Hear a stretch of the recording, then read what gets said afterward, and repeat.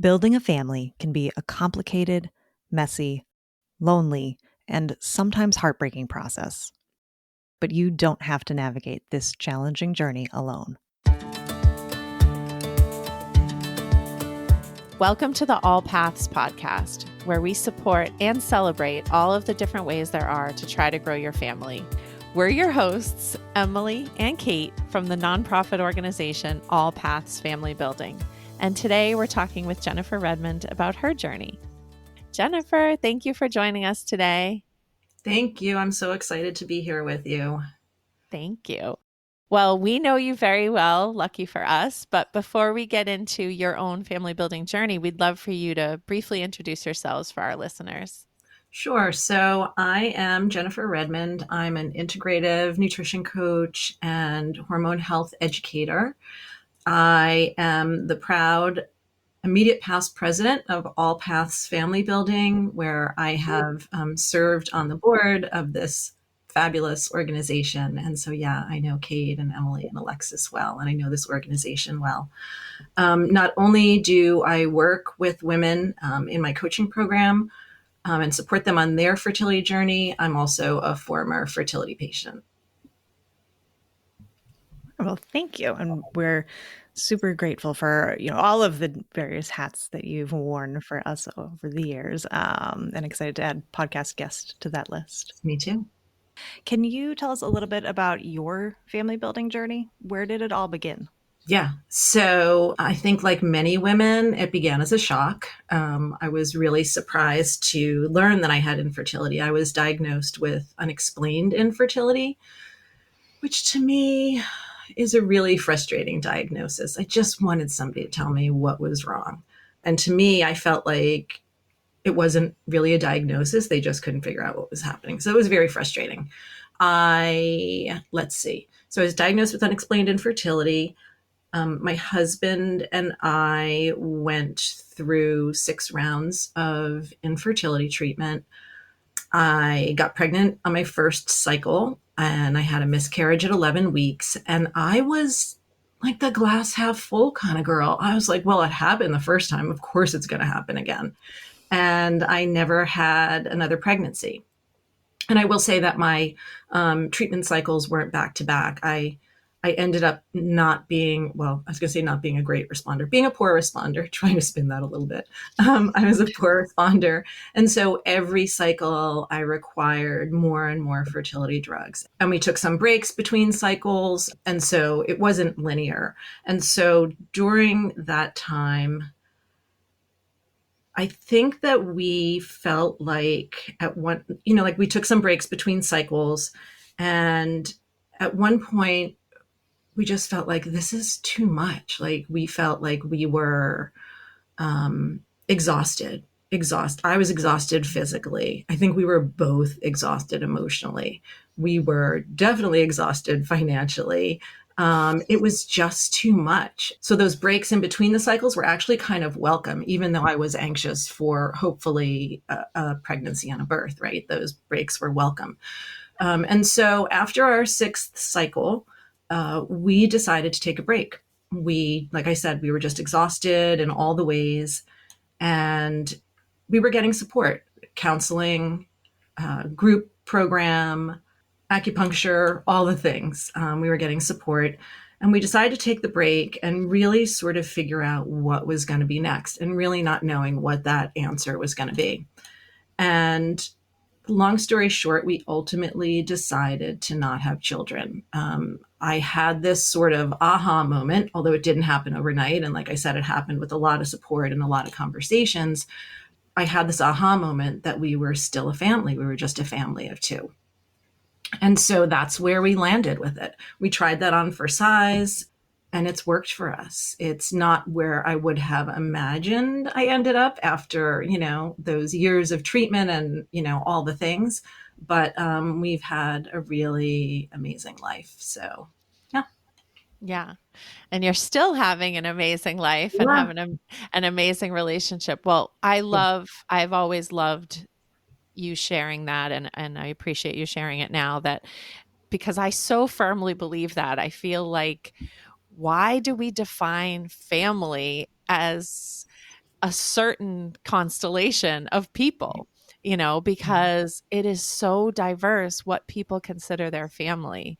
And so that's why, as you know, we at AllPaths really talk about trying to grow your family, but that doesn't mean you're not already one. And Right. even people that are solo parents by choice, we know they have chosen family around them and family of their own around them as well. So everyone is a family already. It's just, obviously many of the people we work with are just trying to make it bigger.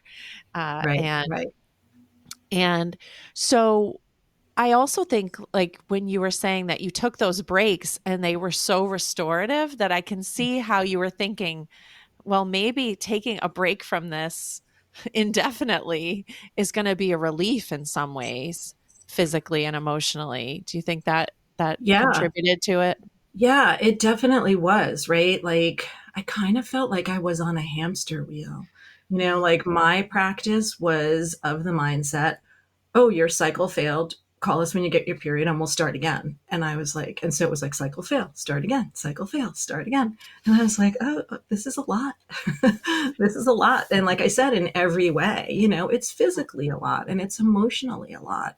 And then, so much hinges on that 2 week wait where I kind of felt like I was holding my breath for 2 weeks, every cycle.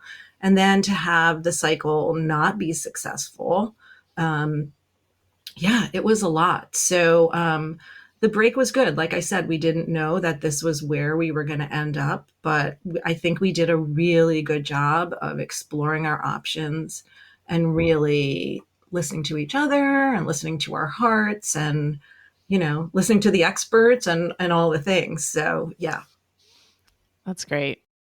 Well, thank you again for sharing. Yeah. So, what would you say? I mean, maybe it was partly that kind of hamster wheel component of it, but what was part of the most challenging aspects of that period of trying to grow your family? Hmm. Oh my gosh, really? There were so many, right? I wish there was just one. I would say physically it was difficult. I'm squeamish, man. I did not like the injections. That was hard for me. I'll be honest. I am so in awe of people who are like, yeah, I'm just injecting myself. I'm like, how do you do that? So Philip, my husband, he did the injections. And in a way that was good because it helped him be more connected to the cycle, I think. So he did my injections. That part was really hard for me, the physical part. I would say that I was really naive when when I entered treatment, didn't really get a good understanding of the costs. And the majority of our treatment was not covered by insurance. So the costs were really kind of mind blowing to me. So that was hard, like figuring out, okay, we're going to make this work and let's figure out how. And so that in itself was, a part, like the treatment was a part-time job, the finances was a part-time job. And then I had a full-time job and Philip had a full-time job. Right. And so it was just a lot to navigate.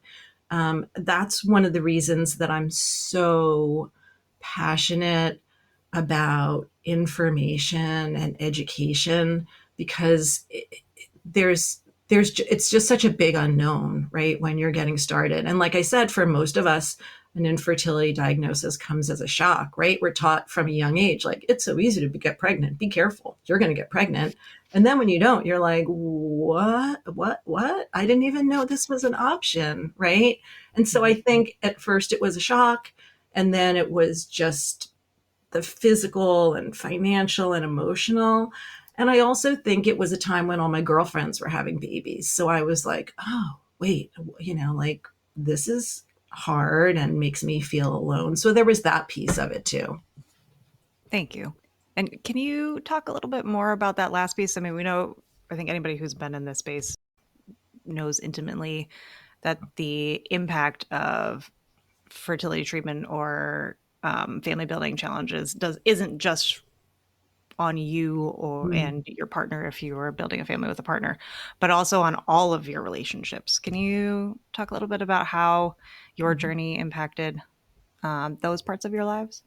Yeah, sure. So that's such a good question.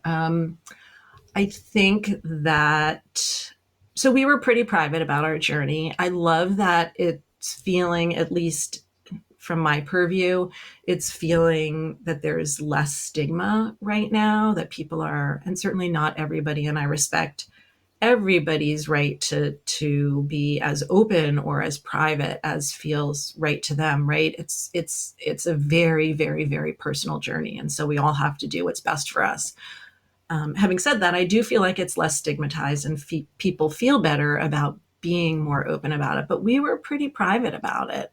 And so, yeah, it doesn't feel good to feel like you're sort of keeping a secret, right? But it also doesn't always feel good to be like shouting it from the rooftops. So, um, yeah, it definitely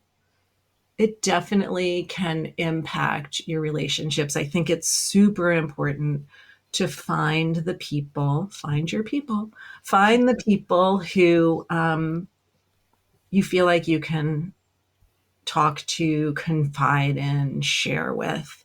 Because those, if you're going to be open with anybody about it, those are the people you should be open with. Um, family dynamics can be difficult without a fertility diagnosis. Exactly. Amen.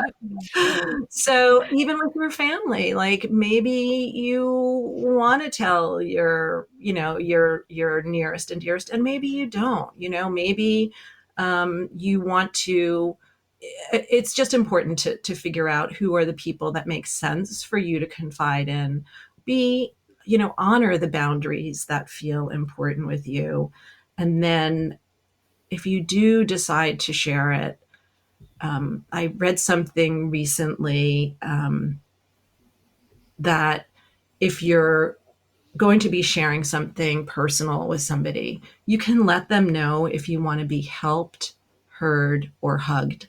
And so establishing those, I hadn't heard it with the hugged part before, which I I love love. I it. love I that. love So that. they establish, like, I'm going to share this with you, and I don't need advice or I don't need your opinions.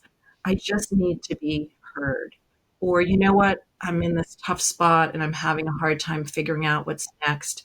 I know you've had experience or you're knowledgeable about this. I'd like to be held. Or, I'm going to tell you this and I just need a hug. Like, I love that, Oh, I right? love it. I love it. We're making a social media post just So about yeah, that I think advice. we're gonna steal that. That's Yeah, Yeah. we're stealing And, that. perfect. and it's not even mine to steal, but I'm sharing it Right. far and That's wide. Yeah. great. That's Yeah. great. Yeah. Because similarly, I read advice somewhere that I don't always follow, but I loved that was similar. That was like about before, like as someone's telling you something, you could say like, are you just venting or do you want advice Right. beforehand? Right. And I thought that Yep. was so great because, of course, especially with fertility, I feel like people jump in with advice real quick. And Right. it's great right off the top to just say, I just want to get this out and I don't need you to even say anything. It just helps me to say it.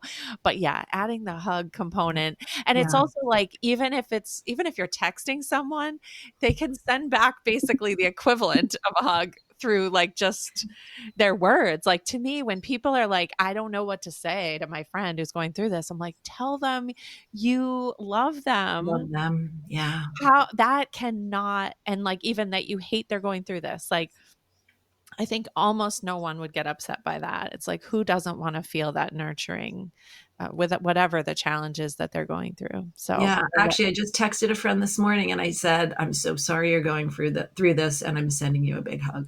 Right? exactly. And That you can feel, yeah, I mean, nothing's better than a real hug, but like you feel that it has the yes. same effect of like, I am with you, like even if it's virtually. So that is so Mhm. great. So thank you. Definitely stealing that for our Oh, peer yes. groups. 'Cause right Yes. now, part of our guidelines is that, do you want advice or do you just need someone to listen? But we're 100% adding the Yeah. hug part in. I love that. Me Yeah. too. Yep. Well, so I'm so curious because I realize as well as I know you, I don't really know this, is how, like, obviously fertility and family building then became a really central part of your professional life as well. And when did that happen? Like how intertwined were they when you guys came to the end of your journey without parenting personally? And then when and there did it impact your professional life as well? Yeah. So pretty quickly, which was sort of shocking, because this is definitely a career and a calling that found me. Um, so I would say about maybe 6 months after we had ended treatment, it was pretty quick. I was a writer and editor by trade. I was working for a magazine called Inc. Magazine in Boston, and the magazine was sold, and we were all getting laid off one by one. And I was looking for another job in publishing in the Boston area, which wasn't easy to come by.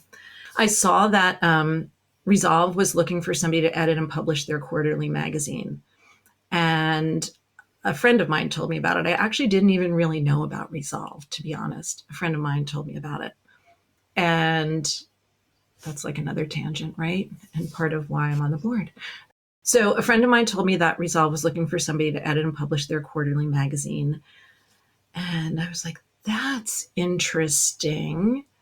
And I just knew, and I say this humbly, it doesn't sound humble, but I knew that with my personal experience as a fertility patient, and I knew that with my experience as a writer and editor, that if I applied for the job, there was a pretty good chance I would get it. And so and it was supposed to be a 3-month gig. The person that was on maternity leave and was supposed to come back after 3 months. And I thought, this might be really triggering and really upsetting to be dealing with this content in my full-time job. But I thought I can do anything for 3 months, right? Like, look at what I just did. I just went through this roller coaster of a fertility journey, right? So I was like, I can do anything for 3 months, and it might feel empowering. So, and it was an exciting opportunity, right? To like own a magazine, to like choose the articles and hire the writers and do the editing and do the production. I was like, who gets to do all the things, right? So applied for the job. I got the job. And some days it was hard. Some days it was really hard. I was like, I am immersed in this content. It's a little overwhelming. It's triggering. My stress some days was through the roof. I was also working with really amazing people. And it did end up being empowering. I thought, I get to share this information and these resources with so many people who need it. So fast forward, the person who was on maternity leave didn't come back, and I ended up as the national director of communications. And so it was a great job, right? I worked with so many really fantastic, caring people. I worked for this organization that was doing all this good work to support people and families on a fertility journey. It was, and I won't say that some days it wasn't hard, because in the beginning it was, but it was really just such an incredible opportunity. And as I got to know the organization, I was like, yes, please, like, let's put this message out into the world. And so I did that for a number of years until I was recruited. I became the co-founder and editor-in-chief of a company called FertilityAuthority. And our goal was really to be like the kind of like the WebMD of all things fertility and infertility. And I did that for a number of years. The company is actually now called Progyny. It has a different business model. The Progyny does benefits, infertility benefits. And so when I left Progyny and I was trying to figure out what was next, I had this feeling anyway. I felt like, I had been writing all this content, editing all this content, interviewing all these top experts in fertility and infertility. I literally had written and edited thousands of articles on fertility and infertility.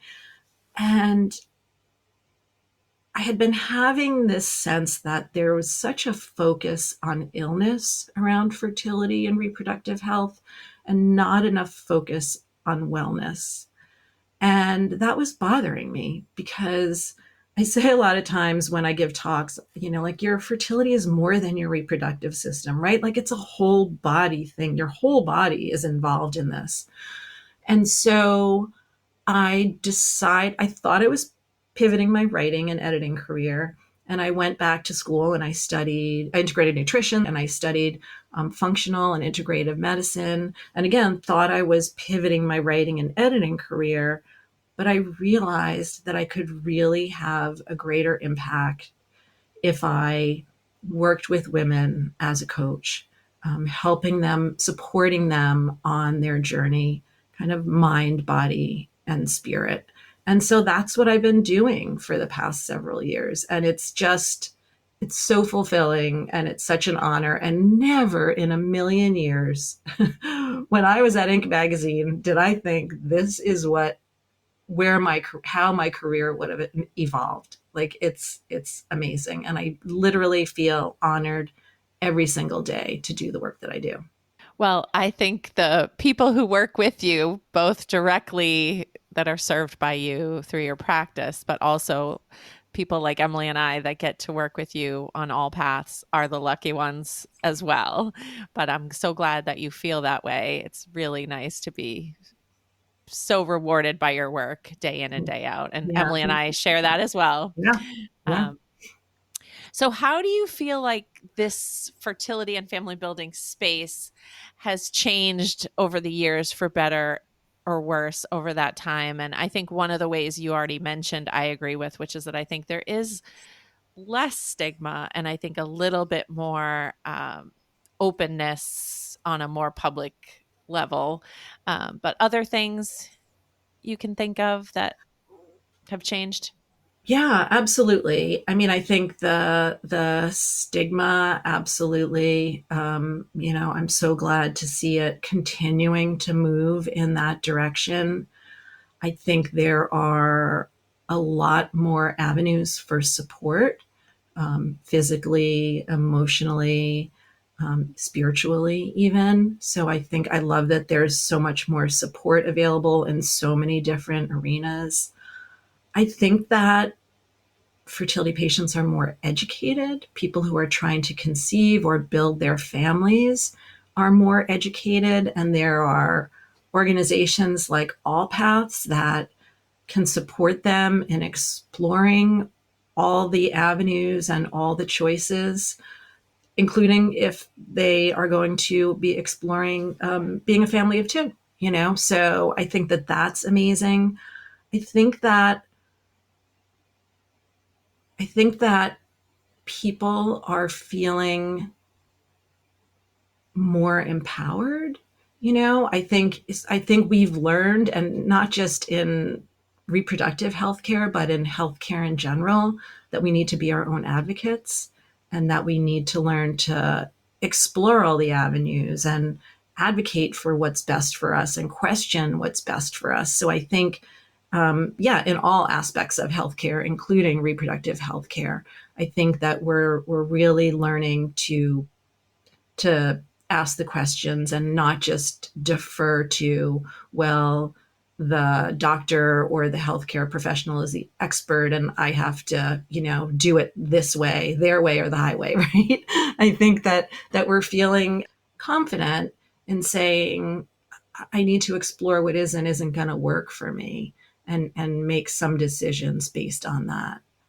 Thank you. It's really nice to kind of get that perspective on how things have changed. And for the most part, it seems like for things are moving in a very positive direction, which you've had a large part of that impact over the years, especially when it comes to making sure that patients are educated and know that they have different options available to them. So I think we all owe you a large debt of gratitude.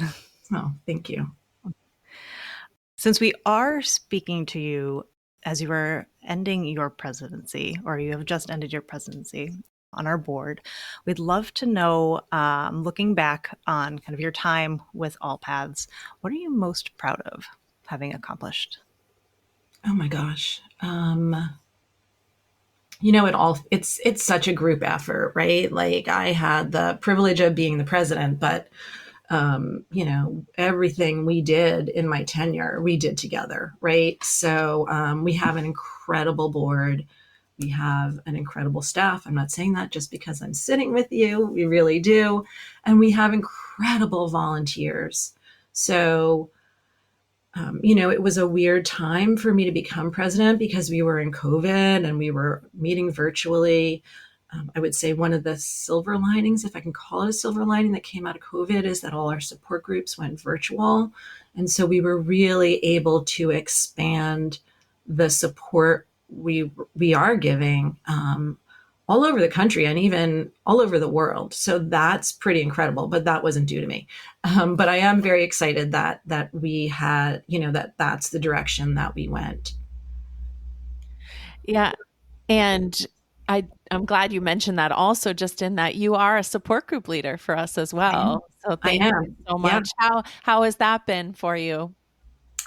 It's been great. I think that, so I run the Child Free After Infertility Support Group, and the women and couples who come to that group it's a range. It might be someone who knows they will not be able to have a pregnancy and aren't exploring other options. It might be somebody who is treatment has been unsuccessful and they're trying to figure out if and how they're going to continue. It's people who have been exploring child free for maybe weeks or months or even years and are trying to decide if this is really the path for them. So it's amazing to just connect with people, hear their stories, understand if they want to be helped, heard, or hugged, and to just really come together and for them to know that they aren't alone and that if it is something that they're exploring, that it's a very real and it can be a very real and very rewarding piece of your journey. So yeah, I love leading the group, and we do have the group every month, and I lead it every other month for those that are listening.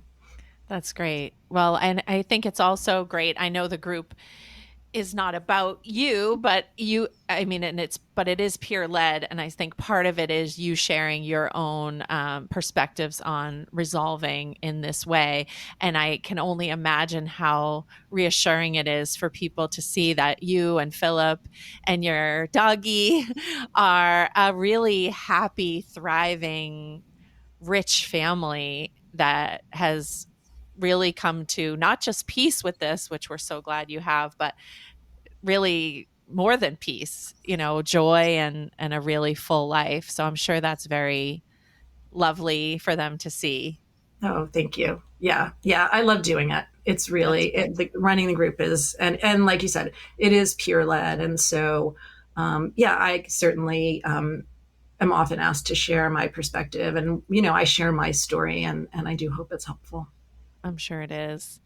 So, one thing we've been kind of asking everyone that we interview on the podcast is what is something that you feel like is a great thing to say to someone that is maybe just starting out on their own family building journey? And then what is one thing you hated to hear and you think no one should ever say? Okay.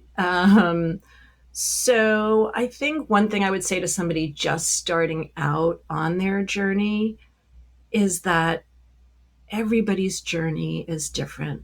And so don't compare yours to anybody else's. Every body is different. Everybody's journey is different. Make the decisions that are right for you. I said before, be your own advocate. And I often say to my clients, who are your helpers and healers, right? Who's going to be in that community to support you? So, yeah, find your helpers and healers. As far as, what I wish people wouldn't say, okay, somebody once said to me, okay, brace yourself, um, paint your bedroom yellow. It's good feng shui, and then you'll get pregnant. Oh my God, that's a new What? one. I Wow. don't know if it's true. I don't know if No, I mean, I don't know. I don't know if that's a feng shui thing, like paint your bedroom yellow. That's a Right. part of the thing. I don't know if No. it's true. I Yeah. know it's not true that I did not paint my bedroom yellow. And I know it's true that I did not get pregnant. Yeah. So that's something I wish nobody would ever say. But How did you even respond to that? I don't even, who knows? I think I blacked out. I don't know. Um, you know, I was going to say the other thing you shouldn't say is just relax. But really, I think any unsolicited advice, those are the things you shouldn't say. No unsolicited Mhm. advice.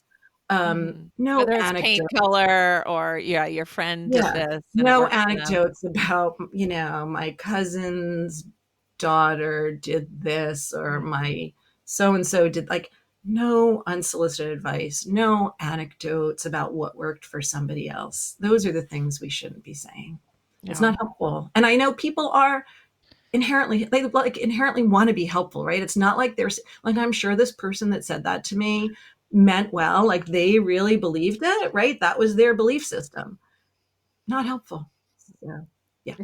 Well, I actually just want to ask you one more thing, which is so there have been several people in the public discourse lately who have been talking about basically feeling like not having biological children somehow makes you less able to be a leader or less able to relate to other people. Ca- I know these comments just infuriate me and they have been making me crazy. I was just curious though for your perspective on those kind of comments. Yeah, I'm going to take a big deep breath because, yeah, it really infuriates me too. It's ignorance, it's judgment, it's, there's no place for that in our politics, in our government, in our society.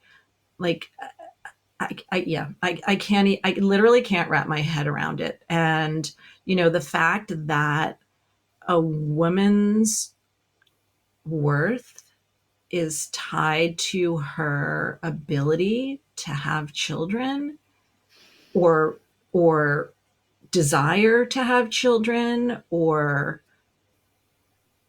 family, that her worth is tied to all that is maddening to me. And, you know, there's just no place for it. There's just no place for it. I wish I had like a good comeback or something. I don't. I just, yeah, it's maddening. It's maddening. Yes, I it's just so offensive to so many Mhm. people because again, like we were saying, I think one of the wonderful things that you model is the fact that you very much are and have a family. It maybe isn't the one you're envisioning, but it is in every way a family. And similarly, I think it's like there's so many, as we said, different constellations of families, Right. step parents, adoptive parents, people who used a gestational carrier, people who use donor conception. And this focus on biologically Mhm. related children being some kind of measure is just crazy when, and I know you do as well, like so many people have children in their lives, whether they're nieces, nephews, and it's just that is if that is a measure of how you should be able to govern or not govern, then people without a uterus shouldn't govern related to Right. b- bodily autonomy either. So yes. Yeah, I just saw a quote from Tracy Ellis Ross talking about how women, mother their, I'm totally going to bungle her quote, but it was something along the lines of how women without children mother their nieces and nephews, mother their godchildren, mother in the, like, we I love mother in that. so many ways, right? And why it's limited to that narrow view. Yeah, and that it has to also be like your biological children. Like, it just doesn't. It is so offensive. Yeah, I agree. I'm not trying to increase your blood pressure here, but I love that though. And you're such a positive person. But yeah, I just love parent as a verb and not a title, that you can parent so many different things and in so many different ways. And it's so much better than just using it in some little narrow definition as a noun. Right. Right. So, is there Well, anything we didn't ask about that we should have? We should have gotten some free nutritional advice, I'm realizing, but for that, they'll have to work with you. Although I just saw someone today that was looking for natural ways to increase their iron. I'm like, you need Jennifer Redmond. But yeah, was there anything you wanted to share that we didn't ask, Jennifer? um, not that I can think of. I mean, this was just so fun to get to hang out with you two this morning and chat about things. Yeah. Love it. Thank you so Thank much. you. We are going to put your contact info in the show notes, but if anybody is interested in learning more about what you do or getting in touch, how can they contact you? Yeah. So my website is jenredmond.com, JENNREDMOND.com, or you can follow me on Instagram at Jen Redmond, INHC. Yeah, I'd love to connect with you if you have any questions or want any information. I put a lot of fun stuff up on my Instagram, and I do offer a free fertility support session, a 45-minute session for anybody who is, curious about a whole body approach to fertility. And I always say that while the way that I work with women, it can definitely help boost your fertility, it's also deeply, deeply supportive. And I just help women feel better in their bodies again. And I think that's such an important part of the journey as well. Absolutely. Thank you. I'm just waiting for your Cook My CSA series to come back. Yes. Not necessarily fertility related, but Yeah. such Yeah. an awesome resource. Thank you. Thank you. Well, thank you, Jennifer, so much for spending time with us this morning and for everything that you've done for this organization over the years. We hope you'll join us next time for more family building stories and resources. Be sure to subscribe wherever you listen to podcasts to make sure you never miss an episode. And follow us on social media at AllPaths FB or visit our website, allpathsfb.org, for more information about our work. AllPaths Family Building is so grateful to the members of our circle of support who are vital to our ability to provide emotional support, education, and advocacy that is open to anyone struggling to grow their families. Today, we want to give a special shout out to our gold sponsor, Ferring Pharmaceuticals. Thank you for joining us for this episode.